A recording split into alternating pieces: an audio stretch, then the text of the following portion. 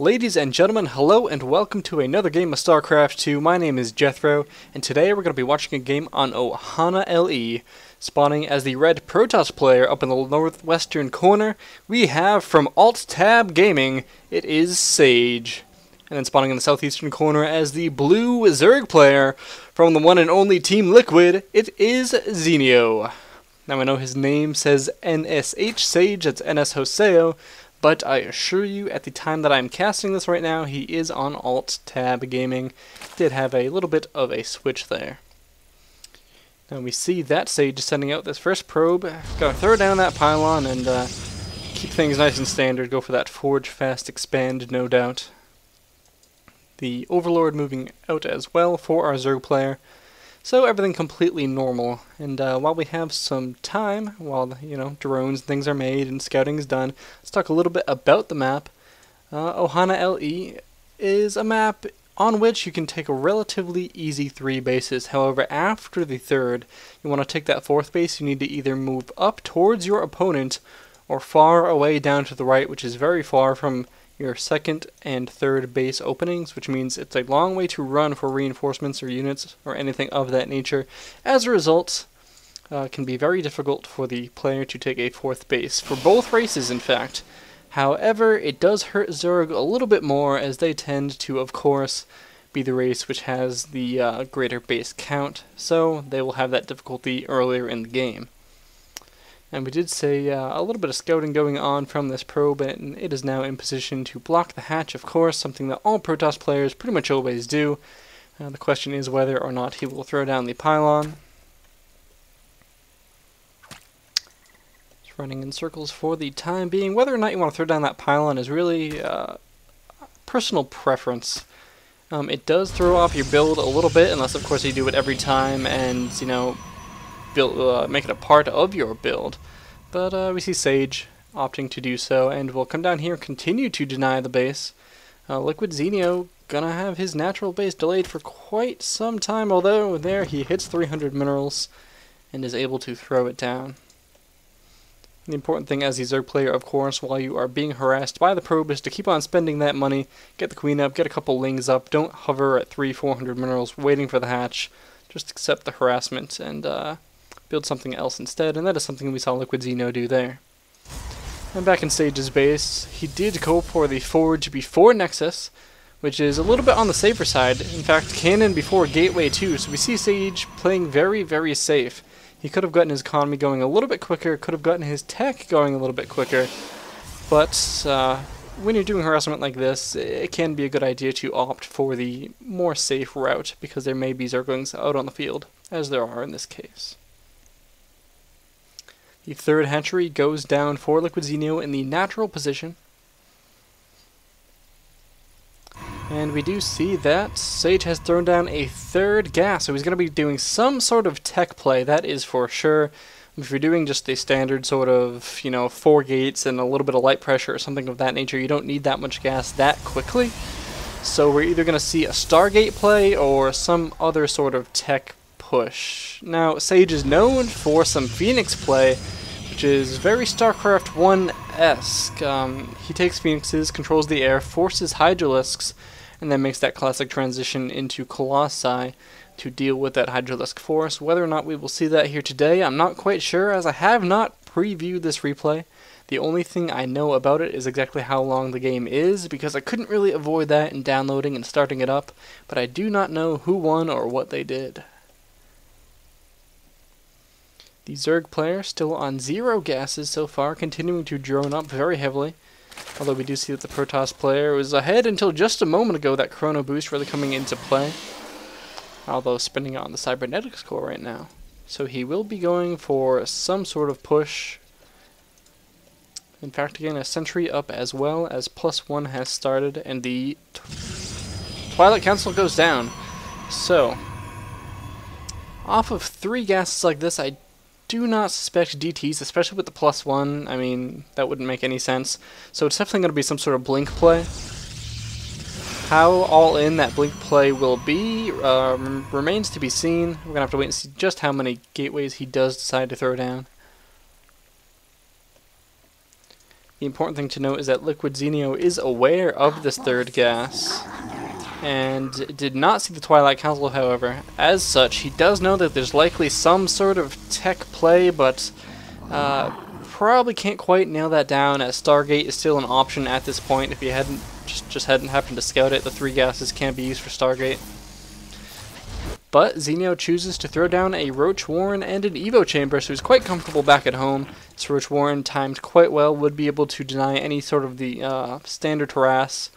You know, if you go for like a 4-gate Zealot push or something like that, just to mess with the Zerg player's third base, Roaches timed like they are here would be able to deny that. +2 has been started and a Robo has gone down. Probably just gonna get some observers out of there to facilitate his blink. We can see down by the main base that there is some area where you can blink in.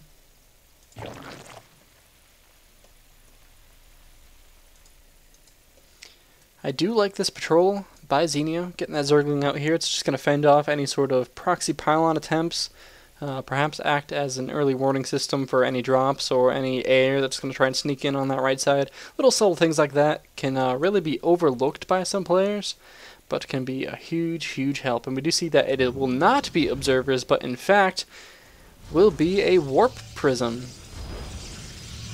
And 3 gateways going down as well, so... And Alt-Tab Gaming's Sage just going to force his way into his opponent's base with this +2 and Warp Prism push. The Zergling that was on patrol will scout these Stalkers.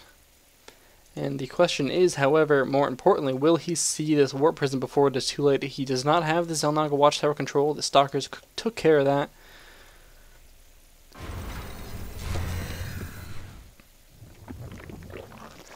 And he has to be careful. He does not want to get surrounded here. The Zerglings do get the surround on one, although a blink into the Warp Prism. Very smooth micro here out of Sage, dropping them on the high ground, but there are a lot of Roaches, a Queen, and tons of Zerglings to receive. This harassment not going to do any damage, certainly not to the drone lines of our Zerg player here today.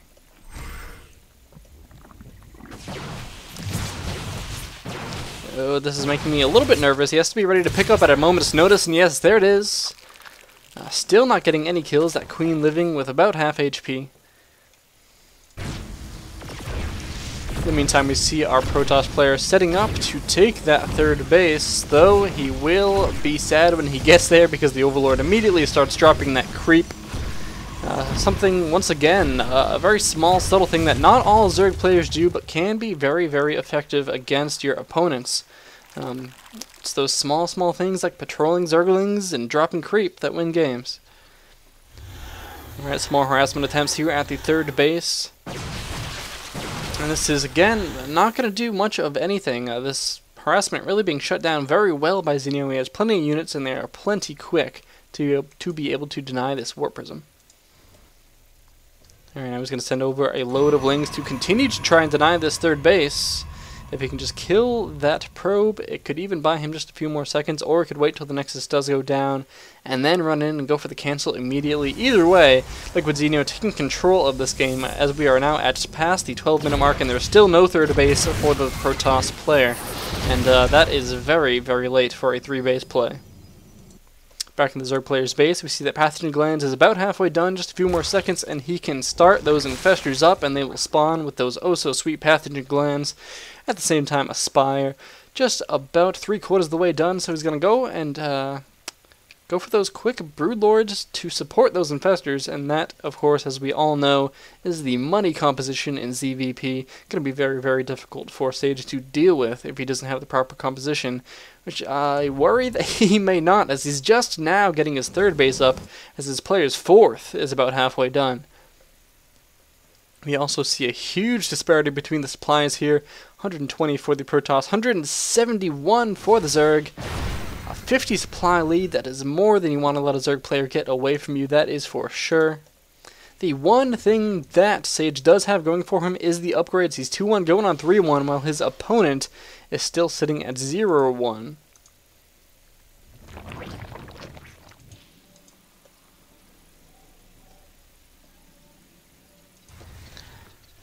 And a very large army pooling here in front of the natural for the Zerg player. So many Lings. I think what he's going to try and do is run in there, do some damage, sacrifice a lot of his low-tier units, you know, the units that are eating up that supply, and then reinforce with the higher-tier units. But here we go. We're going to have this engagement. Some decent force fields do go down for the Protoss player. He's got the War Prism in back. Zerglings are trapped in between tons of force fields. Fantastic force fields out of Sage here today. The Infestors also can't do anything as they're stuck too far back. The Immortals doing everything they can to take down the Roaches. But the force fields have gone down, and Liquid Zenio on the retreats. Tons of supply lost and not much damage done to the Protoss army so far, but there goes the Fungal. Now Liquid Zenio returning that damage. More Fungals continuing to go down. Roaches trying to clean things up. He will not be able to take down this entire Protoss army, but he has significantly reduced the amount of units that Altab Gaming Sage has at his disposal. Always so difficult to get the team names right when they're on a different team than their name says. Back to the Protoss player's base, we do see that +2 armor is on the way at the second forge, wherever that is, and charge as well. More importantly, the Protoss player diving onto the creep now. He does have an observer with him, so he can force that creep back if he so chooses, but he does need to be careful, as he is still down in supply and has to be very concerned about these infestors that will be coming out in just a moment's notice. In addition, during all that, the Hive did finish up, although Zenio not feeling quite comfortable enough to start the Greater Spire quite yet, as he's not exactly rich. He's more concerned about making units for the time being, as the Protoss army does push inward towards the third. Spine Crawlers do fall, and Liquid Zenio being very, very patient here, which is very wise. He does need his Infestors, and these rocks may be a problem. He's not going to be able to reinforce as quickly as he does desire. The third base falls, and Sage, after doing tons of damage, is going to go ahead and back out, try and get out unharmed. And he just may be able to do so. Here come the Infestors. Those are very, very enticing. Sage blinking forward aggressively to take those down. He does get all but one. One Fungal goes down. I don't think that's going to be enough. In combination with these force fields, these Roaches are just going to get destroyed by this huge immortal count. 4 on the field right now, with probably, over 10 kills on most of them. The natural base now in danger as the Protoss army continues to move forward. Some beautiful force fields go down on the natural ramp. Drones being slaughtered. Back at home, the Colossi Den was just finished, and Liquid Zenio knows that he can't take any more. And Sage with the late third base, but the great engagements manages to come back, take down Liquid Zenio, who looked like he had everything going for him, but was defeated by those beautiful, beautiful force fields. So once again, this has been Jethro, and we just watched some great players, Sage and Liquid Zenio, going at it.